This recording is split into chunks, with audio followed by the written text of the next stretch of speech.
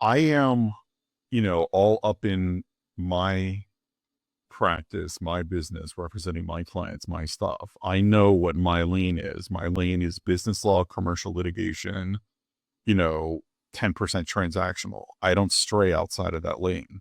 I don't pretend to know that I'm a bankruptcy expert or I'm a trust and estate expert or I'm a criminal law expert. I don't even, no. I do my thing. Okay. So, obviously, like I have a, a state and trust plan that I went to an attorney and had them draft it.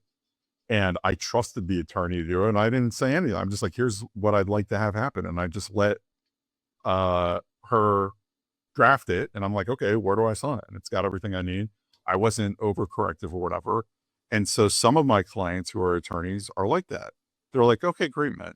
Come up with your strategy, whatever. Sounds good. Obviously I consult them before I do anything anyway. It's just like I do all clients.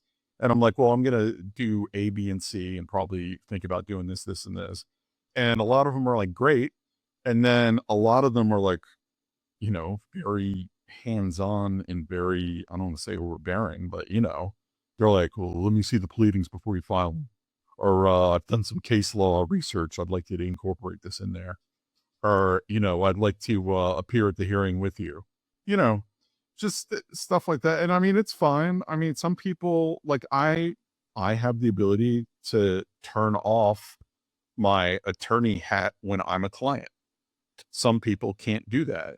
And it, it makes it more difficult to represent them because, I like to think I know what I'm doing and you can put your trust in me because I'm probably not going to screw it up real bad.